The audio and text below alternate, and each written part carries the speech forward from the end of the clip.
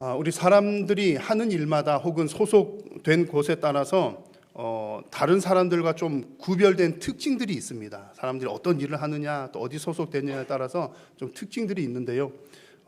예를 들어서 운동을 하시는 분들은 보면 딱 봐도 운동하게 생긴 분들이 있잖아요. 뭐 물룩불룩하거나 여튼 이제 몸이 건강하게 딱 생겼습니다.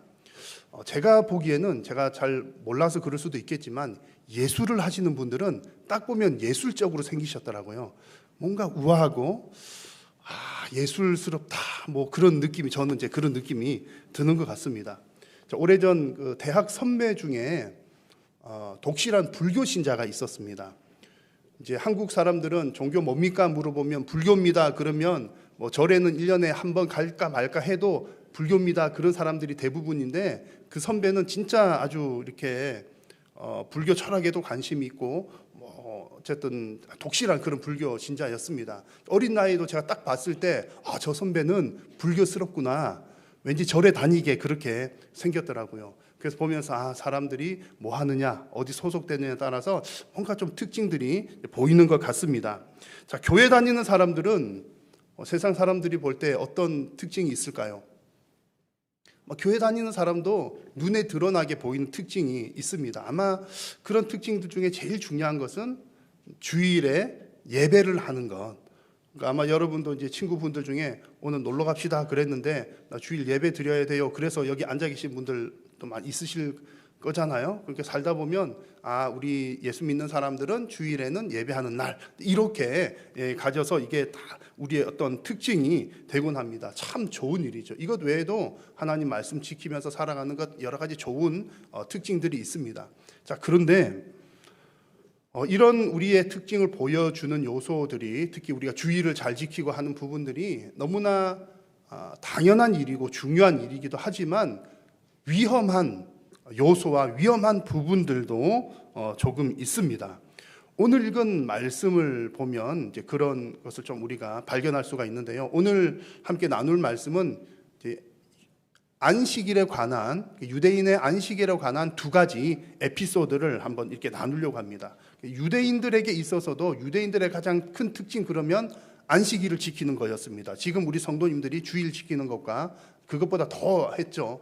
그래서 금요일 밤부터 안식일에 아무것도 안 한다 그러면 저 사람 유대인이로구나, 아주 드러나게 잘 지켰었습니다. 자, 그런데 오늘 안식일 관련된 이 에피소드를 보면 정말 그 안식일을 지키는 것은 유대인들에게 그들의 정체성을 드러내는 중요한 지표였는데, 오늘 성경의 내용에서는 그들에게 있어서 은혜가 빠지게 되니까 오히려 그 중요한 지표, 또 좋은 모범이 될 만한 일이 자신의 의를 드러내는 일이 되고 말았습니다.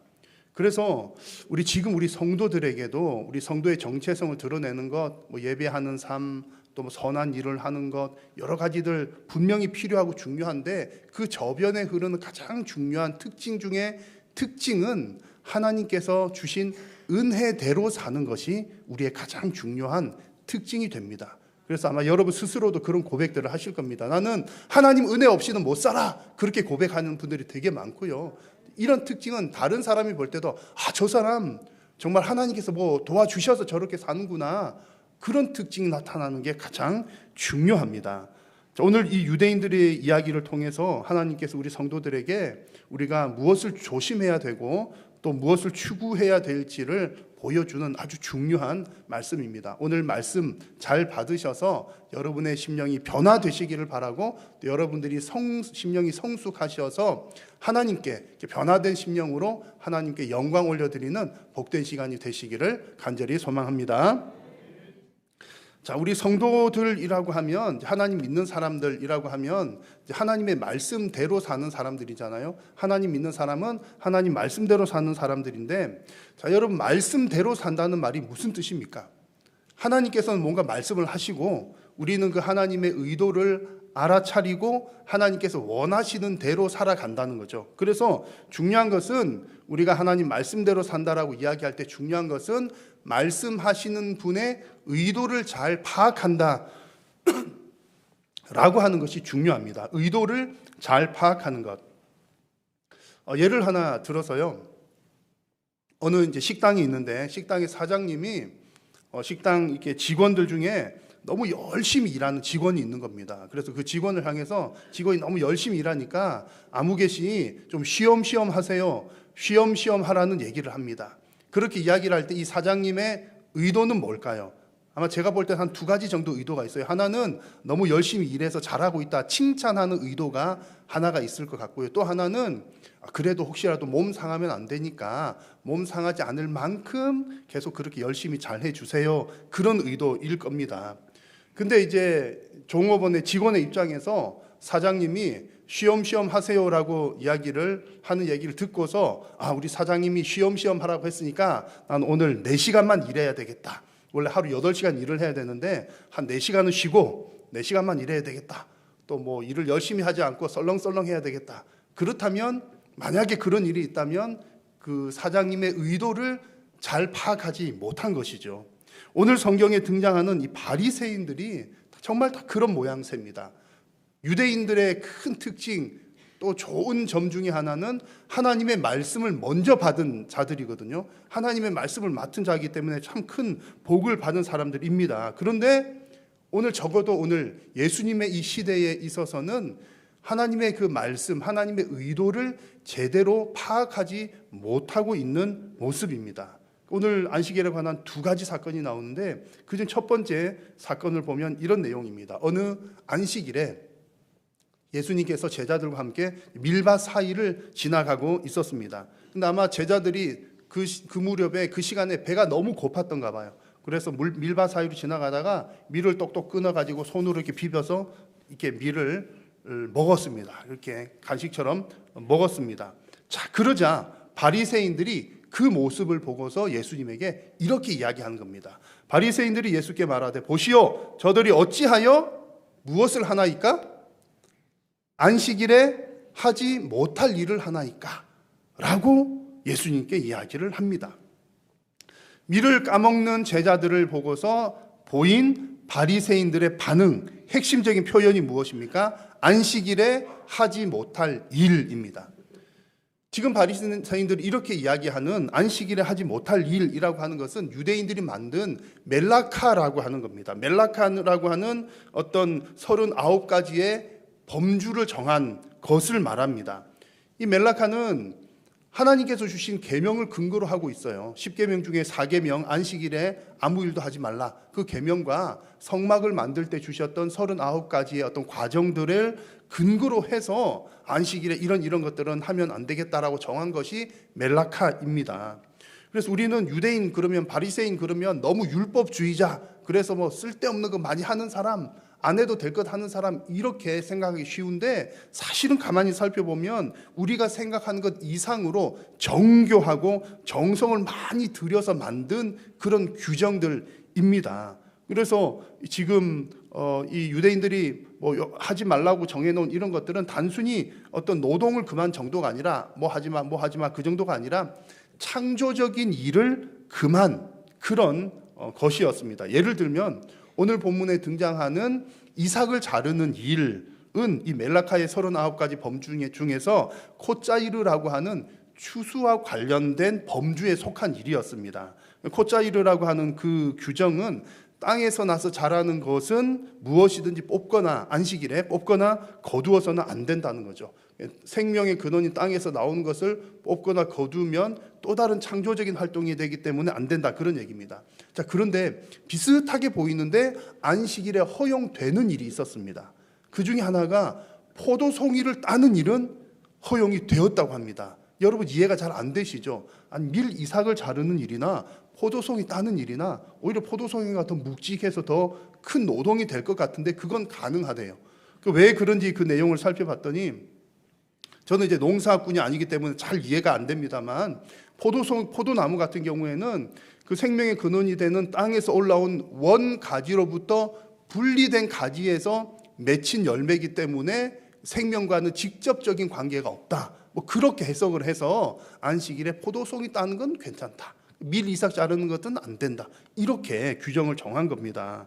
그래서 유대인들의 이 안식일 규정들은 대부분은 노동에 관한 것들이지만 단순히 뭐 노동하지 마, 일하지 마가 아니라 어떤 창조적인 활동을 금한 것이라는 얘기죠. 그 나름대로 아주 정성을 들이고 또 정교하게 만든 규정들이라는 얘기입니다. 자, 그런데 아무리 그렇게 잘 하려고 또 정성 들여서 만든 그런 규정들이지만 그것이 적어도 이 예수님 시대에는 지금 잘못된 해석과 잘못된 방향으로 가고 있었던 것이 문제입니다. 지금 이 바리새인들은 하지 말아야 될 것, 하지 못할 일에 집중을 하다 보니까 정작 해야 할 일에 대해서는 관심을 덜 가지고 있었던 겁니다.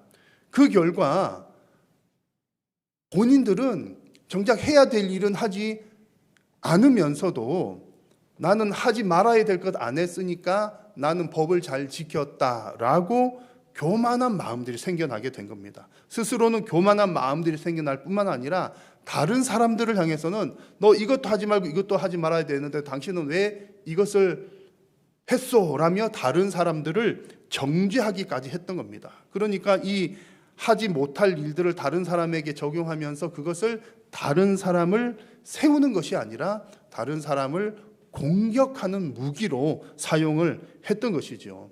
그래서 이런 과정들을 통해서 예수님께서 그 과정을, 그 사람들의 마음을 보시고 평가하는 것을 보면 그 뭐가 문제인지를 잘 알 수가 있습니다. 예수님께서 오늘 3장 5절에 보니까 그런 바리새인들의 마음을 보시고 평가하시기를 마음이 완악하다라고 평가를 하신 겁니다. 그런 마음들은 결국 교만한 마음, 완악한 마음이었다는 거죠.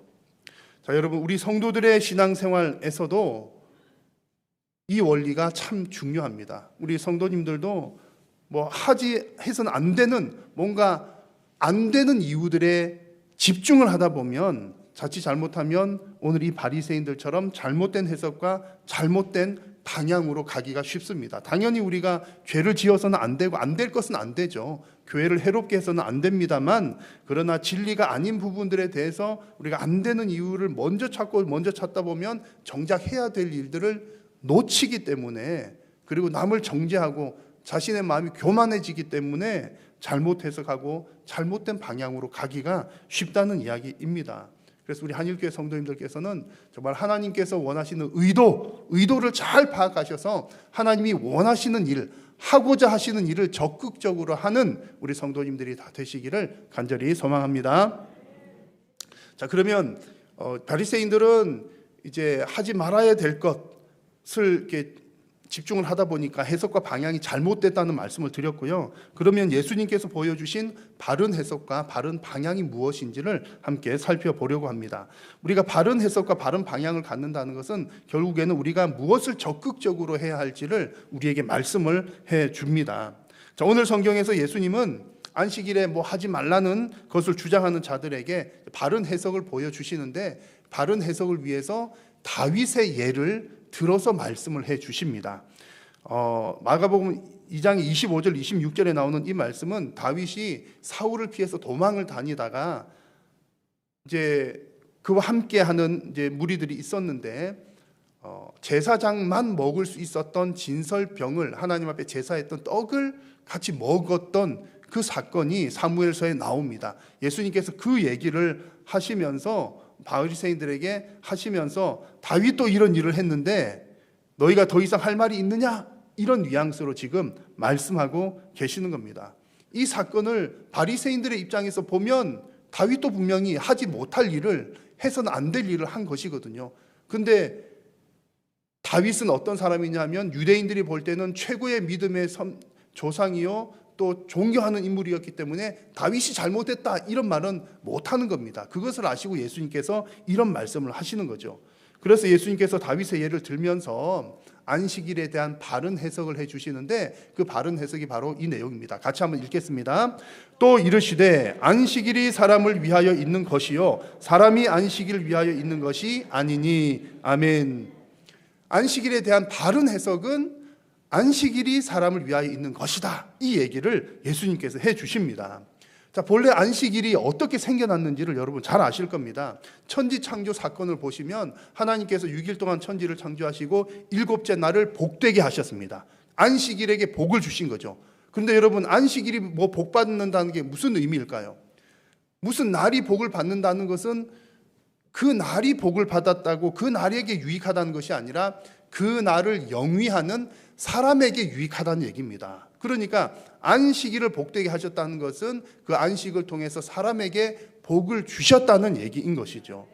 하나님께서 천지 만물을 쭉 이렇게 세팅하신 것도, 뭐 첫째 날 뭐 만드시고 뭐 만드시고 하신 것도 사람이 살아갈 수 있는 공간을 만든 겁니다. 사람을 위해서 만드신 거죠. 물론 크게는 사람이든 뭐든 모든 피조 세계가 하나님을 위한 것이지만, 피조 세계들 가운데서 보면 하나님께서 사람 살기 위해서 이 땅을 다 만드셨고, 하나님이 피곤하셔서 일곱째 날 쉬신 것이 아니라 사람에게 안식과 휴식을 주시기 위해서 일곱째 날을 쉬는 날로 만들어 주셨던 겁니다. 그러면 모든 율법들, 규정들, 이런 것들이 사실은 사람에게 유익하기 위해서, 사람을 위해서 하나님께서 만들어 주셨다는 거죠. 그래서 예수님께서도 오늘 본문에서 안식일이 사람을 위하여 있는 것이다 라고 말씀하신 겁니다. 이것이 여러분 안식일에 대한 바른 해석입니다. 자, 그런데 이런 해석을 바르게 잘 못하니까 어떤 일이 생겨났습니까? 정말 안식일이 복된 날임에도 불구하고 이날에 뭐 하지 말고 뭐 하지 말고 이런 것들 막 정해놓고 그거 어긴 사람들을 정죄를 하게 되니까 복받은 날이 정죄하는 날로 바뀌게 된 겁니다. 엉뚱한 길로 된 것이죠.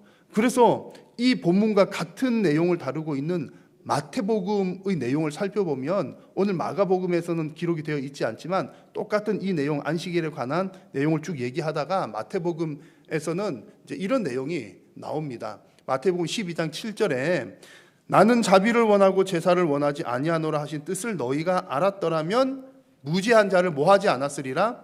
정죄하지 아니하였으리라 말씀을 합니다. 예수님께서 지금 이 자비 없이 안식일 규정을 가지고 자비 없이 정죄하는 데 사용하는 이 바리새인들을 향해서 책망하시는 내용인 것이죠. 그래서 여러분, 본래 하나님께서 주신 법은 좋은 것이지만 사람들이 이것을 잘못 해석하고 잘못 적용을 하면 좋은 것도 독이 되는 아주 좋은 예가 되는 것입니다. 여러분, 우리 성도들은 하나님 말씀에 대해서 어떤 자세를 가져야 합니까? 오늘 성경에 등장한 이 안식일 법뿐만 아니라 성경의 모든 말씀들을 읽을 때에 우리는 그 말씀을 바르게 해석하는 영적 안목이 있어야 하는 줄로 믿습니다. 여러분, 어떻게 여러분 성경을 바르게 해석할 수 있습니까? 가장 중요한 것은요, 제일 첫 번째 중요한 것은 성령께서 깨우쳐 주시는 것. 그래서 성경 읽을 때마다 성령님 지혜를 주십시오, 그렇게 기도하는 것이 중요하고요. 또 우리 나 스스로 해야 되는 중요한 것 중에 하나는 겸손한 마음으로 하나님 앞에 엎드리는 겁니다. 교만한 마음을 버리고 겸손한 마음으로 우리의 귀와 눈을 열어서 하나님 말씀을 받는 겁니다.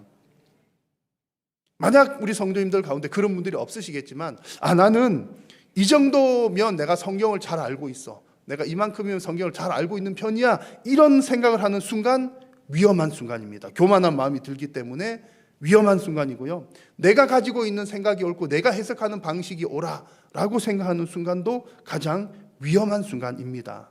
그래서 여러분, 겸손하게 하나님의 말씀을 듣고 바르게 이해하는 우리 복된 성도님들이 되시기를 주님의 이름으로 축복합니다. 자, 오늘 성경 속의 바리새인들은 하나님의 말씀을 바르게 해석하지 못했을 뿐만 아니라 방향도 잘못 잡고 있었습니다. 사실 해석과 이 방향이라고 하는 것은 두 가지가 한 세트입니다. 우리가 방향을 잘 잡으면 해석도 잘 되고요, 또 해석을 잘 해야 방향이 바르게 잡히기도 합니다. 그래서 오늘 그 안식일에 관한 두 번째 에피소드에서, 이게 이제 두 가지가 같은 맥락으로 갑니다만, 두 번째 에피소드에서는 하나님 말씀을 잘못 해석하니까 방향이 이렇게까지 틀어지는구나 하는 것을 발견을 할 수가 있습니다. 3장 1절에서 6절까지는 예수님께서 한쪽 손 마른 사람을 고쳐주시는 장면이 나옵니다. 한쪽 손이 말랐다는 것은 무슨 사고라든지 중풍병과 같은 것으로 인해서 이제 손이 굳어진 것을 말합니다. 손이 굳어진 사람이 있었는데, 이 사람들이 예수님이 어떻게 하는지 이제 이렇게 잘 쳐다보고 있는 겁니다. 바리새인들은 예수님을 고발하려고, 그러니까 안식일에 하지 말아야 될 일, 그 일을 하나 안 하나 보는데 그들이 볼 때는 저 병든 사람 고쳐주는 것도 안식일에 하지 말아야 될 일이라고 생각한다는 얘기입니다.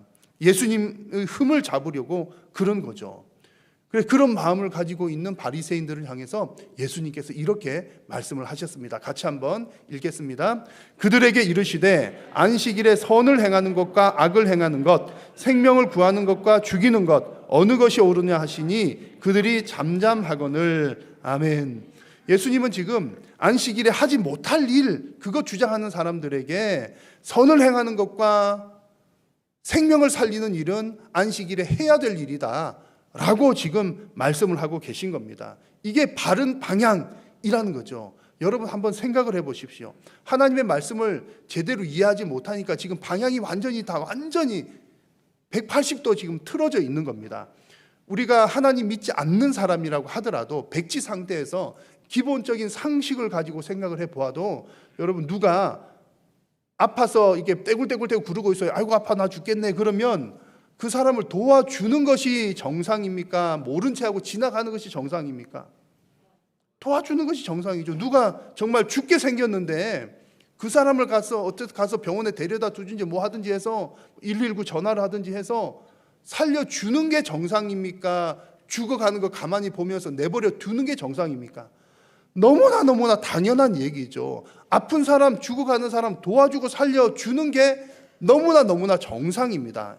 애기들한테 물어봐도 정상인 거죠. 근데 지금 바리새인들은 하나님 말씀을 잘못 해석하니까 지금 안식일에 사람을 살려주고 병을 고쳐주는 사람들을 향해서 너 죄인이다 라고 비방하고 손가락질을 하고 있는 겁니다. 완전히 방향이 잘못되었던 것이죠.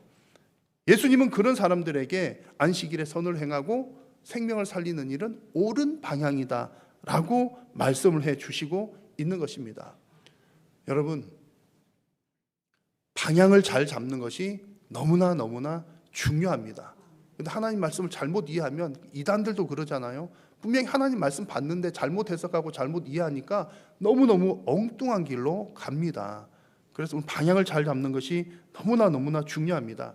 특히 우리 이제 신앙생활을 할 때도 여러분 우리는 항상 하나님의 말씀에 비추어서 어떤 일들을 결정을 해야 되잖아요. 이 일이 과연 하나님의 뜻에 합당한가, 합당하지 않는가 그런 일들을 결정해야 되는데 그렇게 할 때도 성경이 우리에게 보여주시는 이제 바른 방향, 전반적인 방향을 잘 이해하고 있는 것이 무척 중요합니다. 왜 그런 거 하니? 지금 우리 성경이 쓰여진 시대와 지금 2023년을 살아가는 이 시대는 AI 어쩌고 하는 이 시대는 문화와 배경이 너무나 차이가 많이 납니다.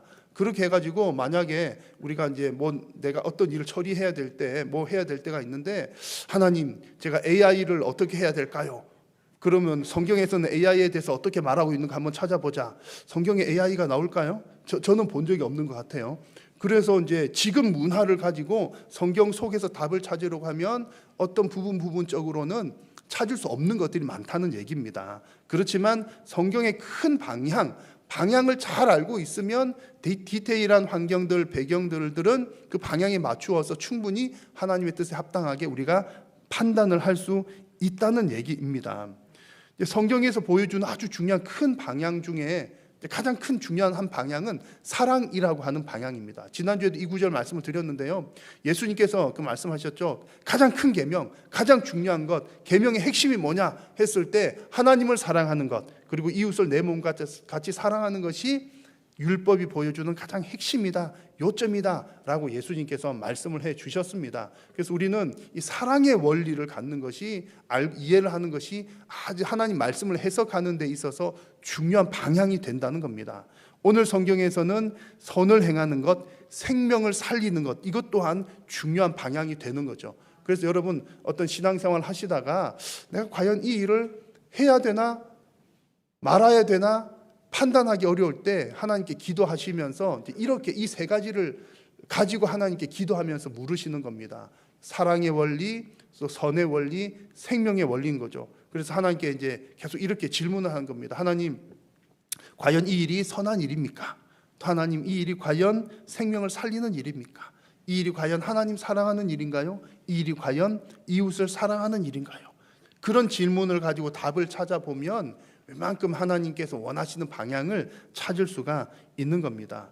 그래서 여러분, 하나님의 말씀을 잘 읽고 바르게 해석하시되 또 하나님께서 주시는 바른 방향을 잘 찾아 나가는 성숙한 우리 성도님들이 다 되시기를 간절히 축복합니다. 자, 오늘 말씀에서 본 것처럼 이 유대인들은요, 우리가 생각한 것보다 많이 노력했어요. 대단한 사람들입니다.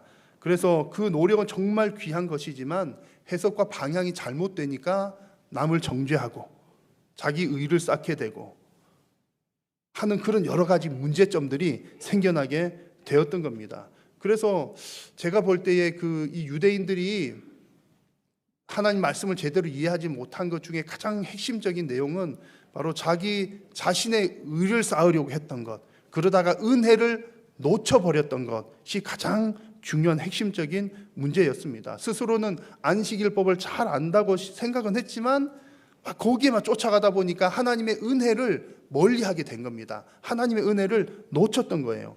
은혜가 떨어지게 되니까 다른 이들을 정죄하게 되고 마음은 점점 완악해져 갔습니다. 아까 보여드린 말씀처럼 예수님께서 그들을 이렇게 평가하셨잖아요. 마음이 완악함을 탄식하셨더라. 하나님께서는 우리 성도들의 마음이 자기 자신을 잡고 은혜에서 떨어져 가는 것을 하나님께서는 안타깝게 여기십니다. 그래서 오늘 성경에서 바리새인들이 이런 모습들을 보였지만 자기 의 쌓으려다가 은혜에서 떨어지는 이런 모습들을 가졌는데 우리 성도들의 인생 역시 이런 문제에 빠지기가 쉽습니다. 우리 성도들도 막 하나님 앞에 잘하려고 애를 쓰잖아요. 그래서 나름대로 구별되게 살려고 내가 교회 다니는 사람, 하나님 믿는 사람이니까 주일도 잘 지켜야지, 선한 일도 해야지, 또 해야지, 나쁜 일 하지 말아야지, 그런 노력들을 많이 합니다. 정말 중요하고 꼭 필요한 일입니다. 반드시 우리는 그렇게 해야 하는데 오늘 바리새인들이 을 통해서 보여주신 것처럼 그것이 자칫 내 의를 쌓는 일이 되지 않도록 주의해야 된다고 오늘 하나님께서는 말씀하고 계십니다. 그래서 아무리 선한 의도로 시작한 일이라도 그것이 내 의를 드러내기 위한 일에 사용되는 순간 해석과 방향이 틀려지게 되고 엉뚱한 곳에 우리는 가 있게 될 것입니다. 그래서 우리 성도가 가져야 될, 여러분, 내가 예수님 믿는 사람이라면 뭐가 제일 중요할까? 사람들이 볼 때도 저 사람 저거 보니까 예수 믿는 사람 맞네 라고 하는 게 뭐가 가장 중요할까 했을 때 제가 볼 때 첫 번째는 하나님의 은혜로만 살아가는 사람, 겸손하게 하나님의 은혜를 구하는 사람. 하나님, 저는 아무것도 할 수 없사오니 하나님 은혜 내려 주십시오. 내가 신앙생활 아무리 50년, 60년, 100년 했지만 하나님 은혜가 아니고서는 살아갈 수 없습니다라고 고백하는 것, 그것이 우리에게 가장 귀한 신앙의 유산인 줄로 믿습니다. 여러분, 성경을 읽으실수록 여러분의 연약함을 더 발견하시기를 바라고, 여러분 신앙이 더 성장하면 성장할수록 하나님의 은혜를 더 간절히 구하는 복된 성도님들 되시기를 간절히 축원합니다. 기도하겠습니다. 살아계신 여호와 하나님, 우리는 하나님의 은혜가 아니고서는 도무지 살아갈 수 없는 존재들임을 고백합니다. 하나님, 우리 성도님들의 인생 가운데 내 의를 쌓는 인생이 아니라 오직 하나님의 은혜를 구하는 인생 되게 하여 주시고, 하나님께서 주시는 은혜로 믿음으로 승리하는 복된 성도님들 되게 하여 주옵소서. 예수님의 이름으로 기도드립니다.